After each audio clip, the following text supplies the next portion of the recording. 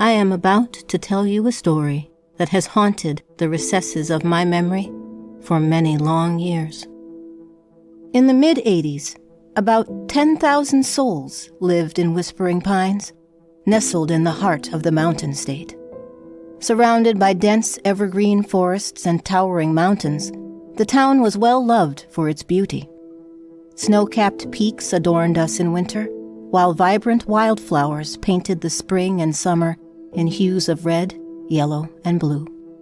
We were never short of tourists, though most who visited were content to stay in the peaks and the parks, leaving us townsfolk to live out our quiet lives, mostly unbothered. Most of us made regular appearances at the Pine View Diner, a cozy establishment with a retro feel. It was renowned back then for its hearty breakfasts and home-style dinners, and was the local hotspot for town gossip. But amidst this tranquil beauty and the warmth of our idyllic, tight-knit community, a shadow had fallen. Emily Worcester's kidnapping was a dark stain on Whispering Pines, as it unfolded with a terrifying swiftness on a balmy August evening in 1982. The 80s were a time when the town's charm had lulled us into a false sense of security, and Emily was a vivacious 4-year-old with starlit eyes and an open heart, just like any other child. She had been playing in the front yard of her family's home. Then suddenly, she wasn't there anymore.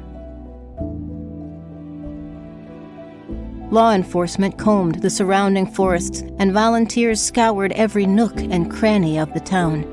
Even the tourists joined the search parties.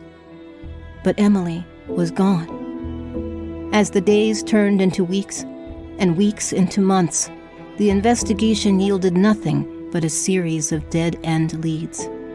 No ransom demands were made. No witnesses came forward. Emily seemed to have vanished without a trace.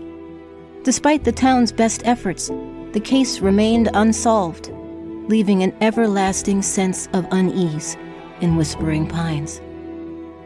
Soon enough, though, as the world turned and new stories pushed out old, Emily was all but forgotten, but the heartache of losing her was not. We would be revisited by this pain again in the summer of 1984, when little Lexi Matthias vanished under very similar circumstances. Allow me to introduce myself. I am Leah, and I've been a resident of Whispering Pines for most of my life.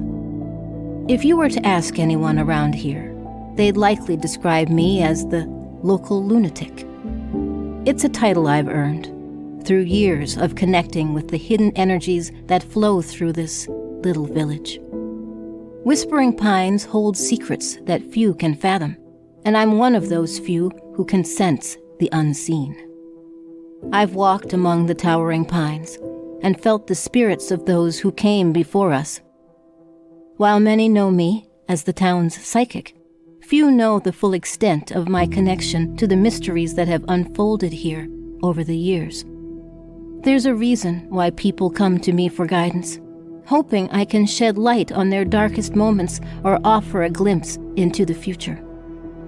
As I take you on this journey through our town's tangled history, you'll come to understand that the threads of fate are interwoven more than you could ever imagine. You might wonder what it's like to have the gift I possess, the ability to see all paths in life, even those unwalked. When I close my eyes, every possible journey stretches before me, each one branching into a multitude of directions, like the intricate veins of a leaf. I can glimpse the various choices that people make, the twists and turns of their destinies, and how they intersect with one another, but my vision is not always crystal clear. It's like trying to peer through a mist with some details obscured. That's where you come into play. Those who understand the delicate dance between the seen and the unseen, the known and the unknown, can pierce through the fog that shrouds the mysteries of these disappearances. And only then can we understand, once and for all, how to protect these little girls? Let's begin.